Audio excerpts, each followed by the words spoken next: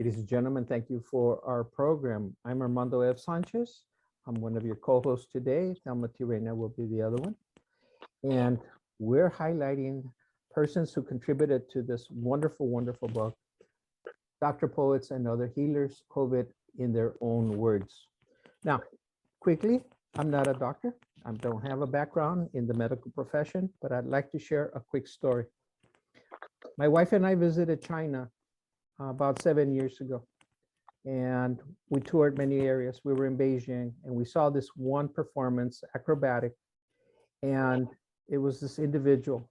He was on a very small tightrope, and he did all these fantastic balancing acts. And I thought, hey, this cannot get any better. And then another person joined that person on the wire, and they got on top of that person. And now two of them were balancing and doing this trick. And I thought, this is fantastic. Then a third person came in, and now they're all three trying to balance all these things. And it was just getting bizarre. And then a fourth person came on, and they got on top of the other three, and they were all balancing and exchanging things. And it was just a fantastic show. Now, how does that relate to the book? I thought in my mind that this is the persons in the health profession are doing exactly that every day, walking a tight wire, trying to balance all these things around them, having all these additional people come on board and bring them all these issues and problems on top of that, and maintain a balance of themselves and of the others, because no one can afford to fall. And that just in a mental image in my head of what brings together these wonderful individuals who contributed to this book, but more importantly, are in the field and doing this trick, this balancing act of keeping mind and body together for themselves and for others. So it's a real honor to bring on this show. Thelma Tirena. Thank you very much, Armando, and especially thank you for those beautiful words. My two co-editors and I, Dr. Frank L. Maskins Jr., who shall be called Frank because he's present at this show tonight, and Dr. Johanna Shapiro believe very, very strongly that the authors in this book are all healthcare heroes. They have contributed in some way to the healing and the helping other people. And you're going to be meeting 5 of the authors that are who have either poetry or essay or both in this book. And let me tell you a little bit about the book, just very briefly, because this is not the typical COVID book that's been done. I won't give you the full background of how Frank, Johanna, and I got together. Frank is an oncologist. Johanna is a psychologist. They both have taught for many, many years, recently retired at UC Irvine Medical School. I have absolutely no medical background. I'm like you, Armando. I am a poet. I am an author, a publisher, but we came together serendipitously because we were working on one of their projects, which is an annual symposium at UC Irvine called Hope and Healing Through Poetry. So we came together, we collaborated. That is the important thing. We gathered together these writings and sifted through them and decided on 26 authors who have been or are in the healthcare field in some way. About half of them are physicians. We have a nurse, we have a hospital chaplain, we have a holistic healer, we have some social workers, we have some psychologists, we have some medical interns, we have folks who have just been part of this broad healthcare field who have worked. And this book talks about their experiences in the second year of COVID here in the United States. Behind me, you can see a poster of the book, and there's a synopsis of the book, and I'd like to share that with you a little bit. 26 authors, 51 poems and essays. Medical professionals in the second year of COVID share their experiences in ICU, at convalescent home bedsides, in surgery, in harried hallways, in packed waiting rooms, or in the balm of nature, or the solitude of their homes at night, writing poems and personal essays about their patients, their fears and hopes, their weariness, but always their staunch devotion to helping others heal in some way. So this is basically what our book is about. So what I'd like to do now is to introduce to you the 5 special authors who are here as our guests for tonight and who will be reading their work from the book. And we're going to start off with Jane Hillary. Welcome, Jane. It's wonderful to have you here. Oh, thank you so much, Thelma. Thank you. And I'm going to tell a little bit about their background, and then they're going to go ahead and read their selection, and then we'll meet each author as we go from reader to reader to reader. So Jane Hillary is a graduate of Healing Hands School of Holistic Health. Over the last few years, she has retired from an amazing eclectic career as an acting teacher, actor, arts administrator, and a holistic health practitioner. Her poetry has been published in the California Quarterly and in Pop Art, an anthology of Southern California poets. So welcome, Jane, and feel free to tell us a little bit about what your writing regimen is briefly, and then we can hear your beautiful writing. Okay. Thank you, Thelma. Yes, I write really for my own therapy. And I often start very early in the morning just writing, as many writers do, just the thoughts and dreams, anything comes into our heads. And I'm not highly disciplined, I have to say this. When I'm in times of dire stress, I find that it's very, very helpful just to get the words on the page and just leave it at that. And I may never look at it again. If I have a little more time, however, then I find that I can pull poems from something that I have written on that page. And that's the beauty of this regime that I have. When COVID started, I was recovering from surgery. And this was in the early days when people were just starting to get very, very busy. And I have a lot of friends in healthcare professions who were just starting to get really, really busy and really, really overwhelmed. And I could do nothing except be. And I had time to write and time to be with myself. Right. So that was my journey at that time in those early days. It was hard sitting back when I had been so busy before. So what will you be sharing with us today? Well, I thought it would be great to start with my song for healing, because that was written during this time. And it's really about the minutiae of what we have around us in nature and life, and going to the multitude of information that is when we are quiet and with ourselves. It's called Song for Healing. Shall I go ahead and read that? Yes, thank you. Song for Healing. Song for healing. Nothing but time. Everything's humming. Bees round the buds of the bent avocado. Drone of a plane in a puff of ether. Blue, blue, burgeoning sky. Bees round the buds of the bent avocado. Black wires bejeweled with murmuring birds. Blue, so blue, the burgeoning skyway. Om Anandam Namah. Wires bejeweled with murmuring starlings. February sun cradles the teacup. Om Anandam Namah. Blessed this season of regeneration. February sun cradles the teacup. Esperanza breathes through the palm fronds. Blessed this season of regeneration. Pain the fume of an ancient rhyme. Esperanza breathes through the palm fronds. Brave choirs of angels summoning spring.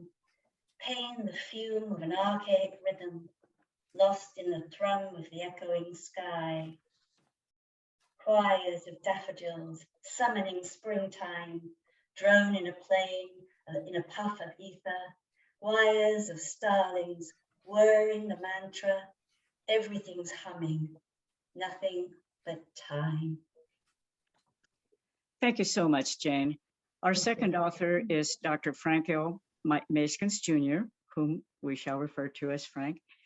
Frank, by the way, was on another show with Armando and Johanna and myself a few days ago. So if you want to learn a little bit more about Frank's background, you can watch that show that will be posted soon. We'll keep you all posted on that. Co-editor Frank is a distinguished professor of medicine, emeritus, and founding director of the Comprehensive Cancer Center at the University of California, Irvine.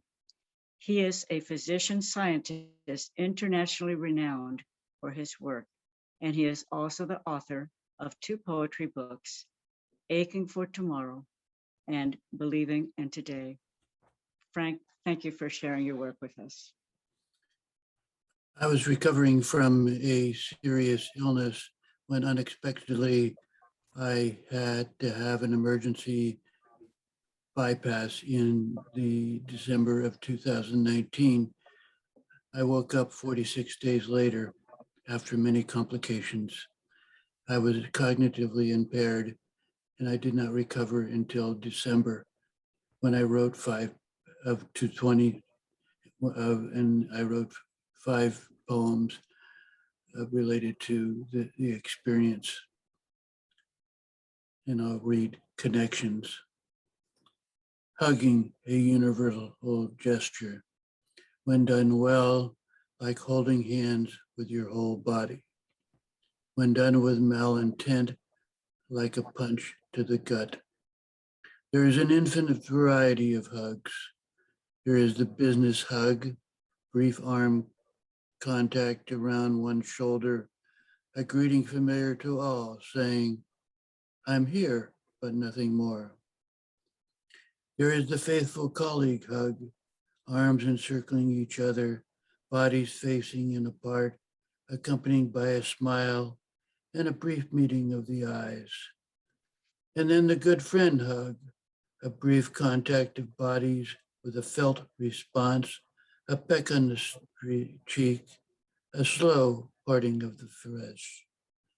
And unexpectedly, moments that we all remember, 2 bodies entangled from head to toe, leaving nothing to the imagination.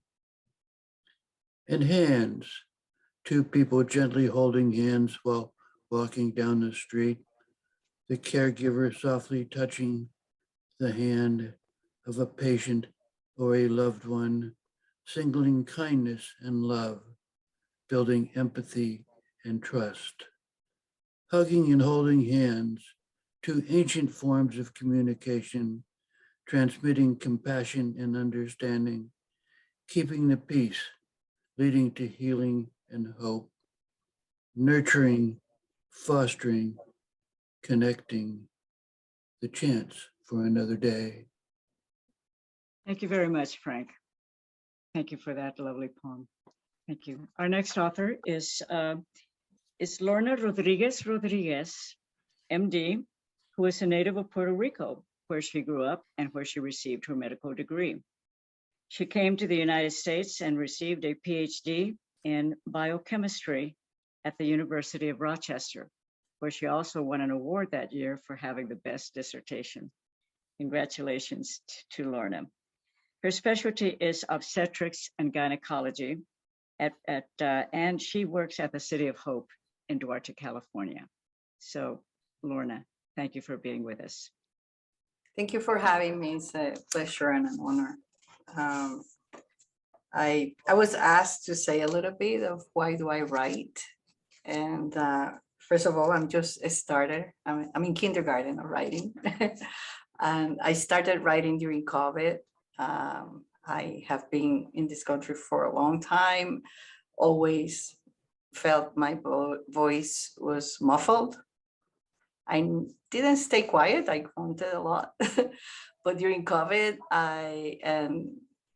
the killing of George Floyd and finding out all the inequalities in healthcare, somehow my voice just came out. I stopped grunting, I started talking, and people started to listen. And then I realized that if I write, people can listen more of the things, because it turns out I have a lot to say. And it reverberates. I mean, even with this book, I've given to people that have given it to people, and people are talking about it. They're discussing it with me. It starts a conversation. So the written word I'm finding is very powerful. It's even more powerful than my voice this way. So that's why I write. And I'll share with you something that happened that is not related to me being a doctor as much as me being a human being during COVID. So it is an essay. It's called "I Lost My Sister to COVID." So there's the punchline. I am a surgeon and in a senior leadership position at a major medical center. So when I look back at all the turmoil that was going on at work, in the country and around the world at the beginning of the COVID pandemic, what I was going through was turbulent and happening so fast, I didn't have time to reflect. Now it's time to begin to deal with what I and many others experienced. In April and May of 2020, I was extremely busy clinically because our team decided that the doctors in the division with small children should stay home, and the ones like me with grown kids would be on call more often. We also didn't know what to do for self-protection from the virus. There was just so little information available. We focused on protecting the patients the best we could, but without testing or any real understanding at the time of the modes of contagion, we were operating blindfolded. I was actually on call every day for 2 weeks in a row. And during all that time, I was sure I was going to get COVID. Between my allergies and being Latinx and the number of hours on call and in harm's way, I knew I was at a much higher risk of a severe disease and even death.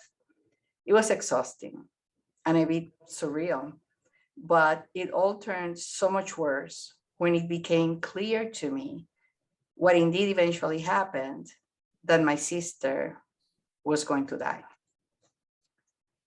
My beloved sister, who was also a doctor, was living in Spain and was caring for a dear friend hospitalized with COVID. When we spoke, as the days passed, my sister sounded congested, then she developed a high fever, then she lost her appetite, then she had a terrible sore throat, and finally, she got out of breath,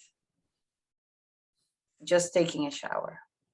She got tested for COVID and was immediately admitted into the ICU. I talked to her every day while she could, and then no more communication. It was terrifying. The constant uncertainty of not knowing what was happening, combined with the time zone differences, meant that I would wake up several times during the night to look at the phone and make sure I hadn't missed the call.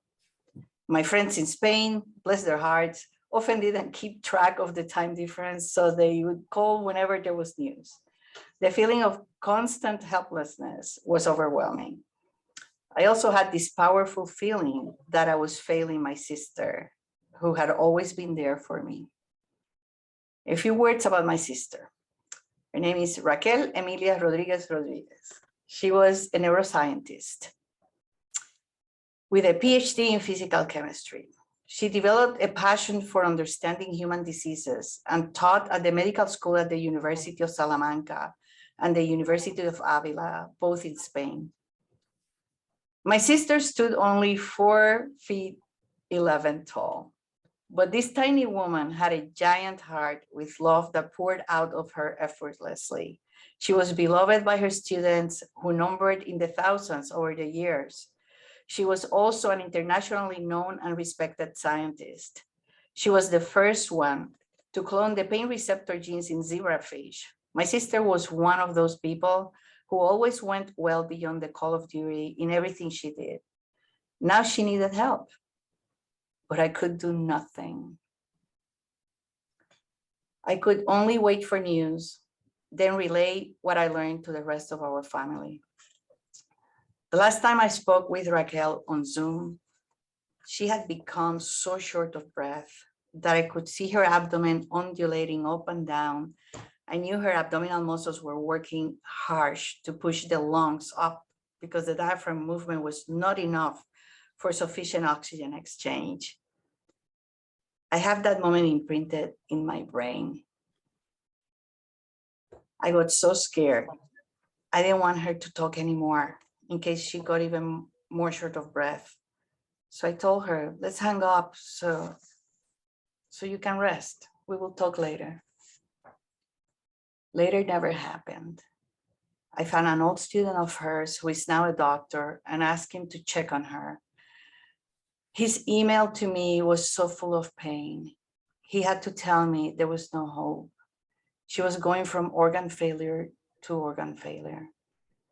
I kept wondering if I had thought of calling him sooner, could he have made a difference? His email caused me a sudden grief that was piercing and intense. So intense it numbed my body and yet left my mind completely clear with an undeniable perfect knowledge of what was happening and was to come. After 4 long days, the awful message telling me it was over came in. It arrived in the middle of the night, so I got up and took a long shower so that my oldest son, who was in the bedroom next to me, couldn't hear me cry. I dressed and went to the hospital to make rounds. But once I got there, I locked myself in my office and wept until I was out of breath. Then I sat there doing nothing, feeling nothing, thinking nothing. As awful as all that is to remember, I do have one story that I hold on to. There was a doctor from another town at the hospital that day. She didn't know my sister, but she heard all the daily commotion in her room. All my sister's students, now friends, visiting her, and there were doctors, so they could be in the hospital visiting her. She didn't know my sister, but she heard all the daily commotion in her room. All my sister's students, now friends, visiting her. And she got curious and went to meet her. She later told me that she had never seen someone die with such grace and peace as my sister did. She also shared that Raquel was never left alone. Most of those students she taught were now her doctors and cared for her and loved her. They held her hand and they gave her love until the end. And now I want to meet them. I want to hold their hands and give them my loving thanks for being there when I could not. Thank you so much, Lorna. Thank you, Lorna, for sharing that. It is absolutely heart-wrenching, and you have done a beautiful tribute to your sister. Thank you very much for that. Our next author is Pamela Shea, and let me tell you a little bit about her. Pamela Shea was the 9th Poet Laureate of Sunland Tujunga, California, where she enjoyed taking poetry to the people at many venues around the community. She participated in the gathering of California's Poet Laureates, hosted by a California State Poet Laureate in 2018. Pamela's poetry has been published in journals and anthologies across California, including We Are Here Village Poets, Altadena Poetry Review, and the Chirita. Her professional life has included medical office work and teaching in the fitness field. She studied at the University of Redlands. And Pamela, thank you so much for sharing your poem with us. Thank you. I appreciate the opportunity. Well, this was based on an experience that happened just over a year ago. And my poem is entitled Life from the Other Side of the Tray. In a crowded emergency room, I am plastered against the back wall. My husband, who usually stands tall, now looks small on the table, pale and barely breathing.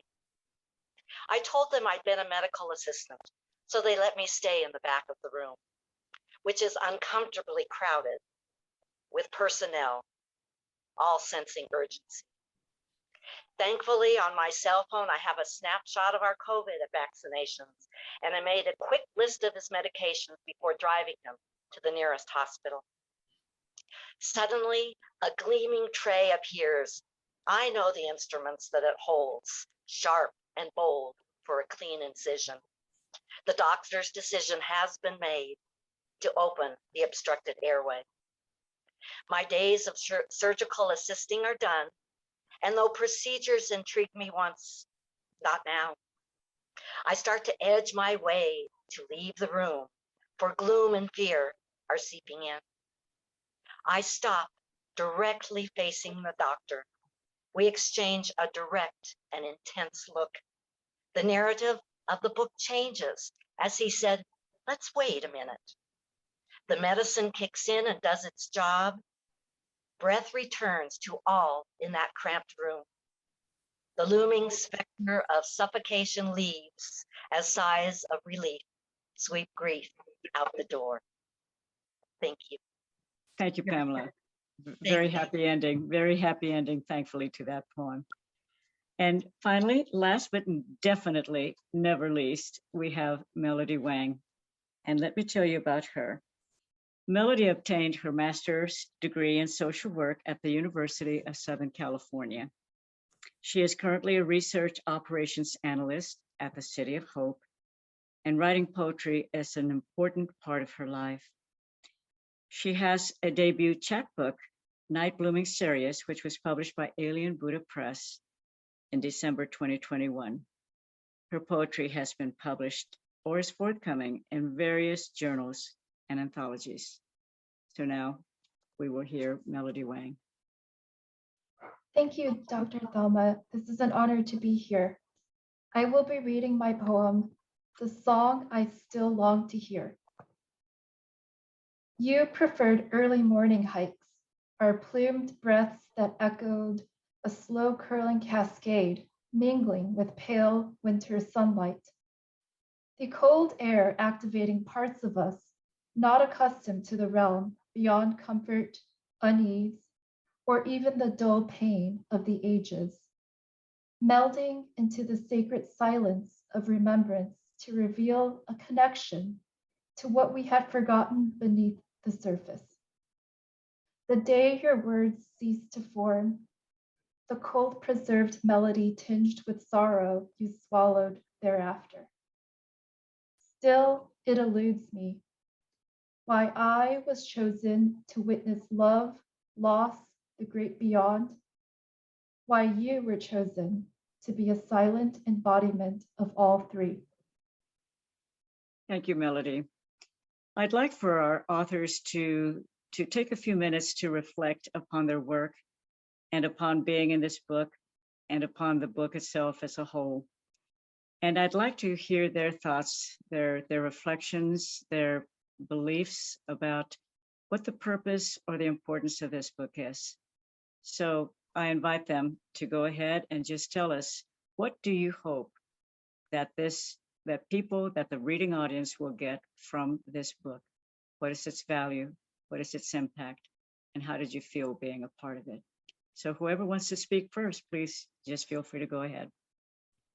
This is Pamela, and I'll just jump in real quick.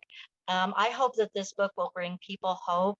We've all experienced so much loss and pain over the last few years that rather than dwelling on the negative things, I wanted to show the positive side. And I want to give honor to all our hardworking healthcare heroes who have been on the front lines during the pandemic and have helped people come through.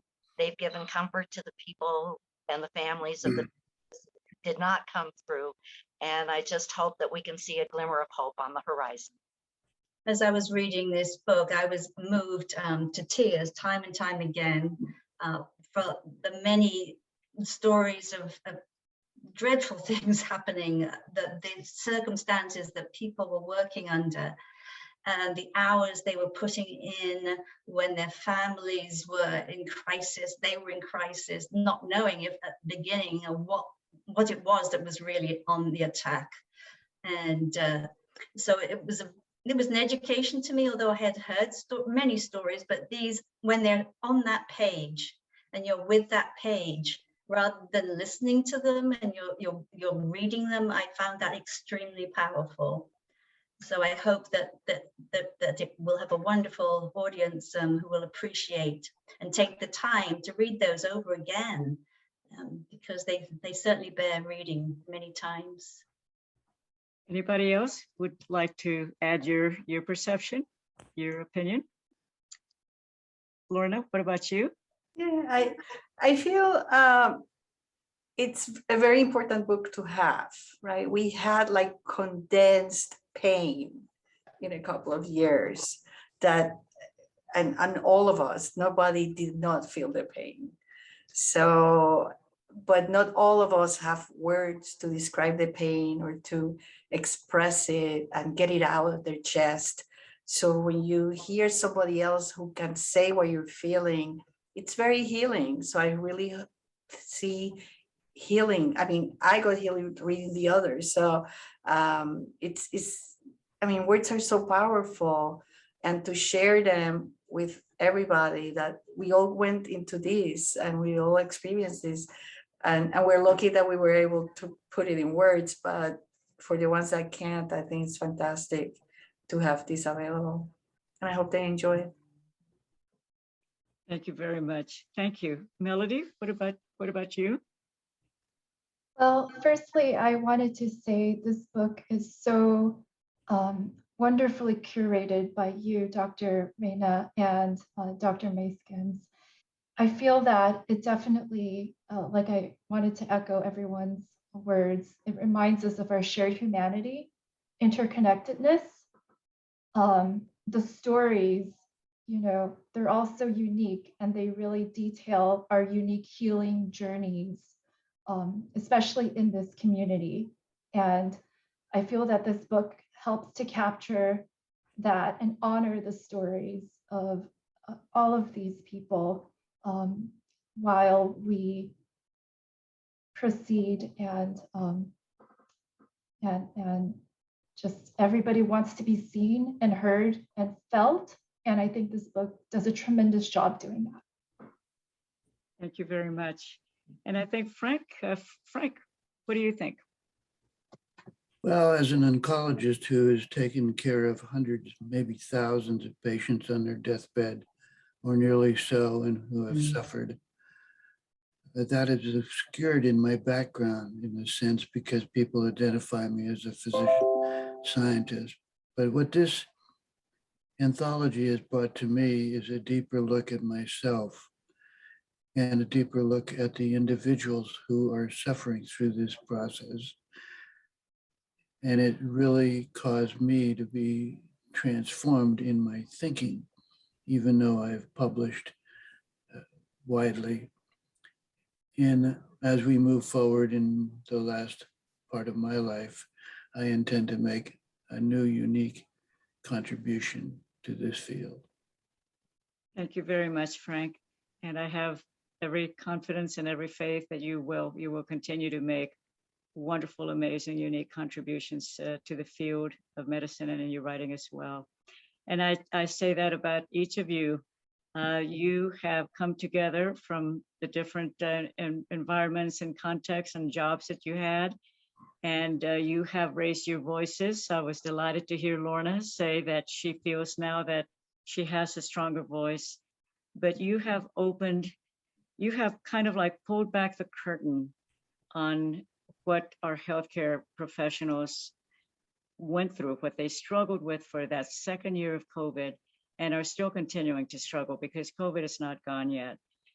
And you helped to pull back that curtain by sharing your experiences, your thoughts, your feelings in your wonderful literary way. You have given a lot to us. And I for one, thank you so much. And I was so deeply honored to have collaborated on this with Frank and with Johanna. And that gave me the opportunity to read about you all, learn about you, and hear your beautiful words. So thank you so much for being here with us today and sharing all these things with us. I'd like to interject here as I've been observing all of you and having the honor of being here. And that is that I know I picked up that everybody wrote for themselves or to share their story, to, open it up. I think what this book does for me as an outsider of the profession is that I think it encourages others to also do the same thing you've done, to show your courage, to share your pain, to share your hopes, to show what you're going through and motivate the readers, whoever they may be, whether they're in the profession or not, but specifically people in the health profession to take on what you've shown that is necessary, and that is speak your voice, share your story, get the pain out so that you can continue moving on. So that's a secondary point that I saw everyone sharing, and that's the one thought that kept going through my mind. Thank you. Thank you Yes, so and much. in this business of life and death, we've all become first responders. Yes, absolutely. Well, there will be some other reading events with our authors in different groups and different locales. Already about three different events are scheduled for May, and we're going to continue into the summer as much as we can. So I thank you again for having been here, and I welcome you to sign up again for any other events. When you see my call for participants, please don't be shy. Frank honored us by doing that. He had an event just 3 days ago, and here he is again. And I hope we're going to be seeing him again. So feel free to sign up for however many events you want when you see the call. And I'm looking forward to hearing you read some more, read again. I could hear these things again and again. So And thank you. I'm honored to have met my poets in this anthology who I'd never met before. And they're intelligent, they're poetic, and I can't help but notice they're all beautiful in their own way. Thank you. Thank you, Frank. Well, thank you all for being here. Anyone else have any final words? I just want to thank you and Dr. Vasquez for putting the effort and getting this to happen. I think it's a great idea. And I know it was a lot of work. And what a great idea. Just thank you. You're welcome. You're welcome. It was our honor, our pleasure to have done that. Indeed. Well, thank you, Armando, for hosting us. It's been my honor, and I look forward to meeting each one of you in future events as well, and doing this again. You have my full attention. Okay. Thank Goodbye you. to our Bye. audience everywhere. Okay. Take care.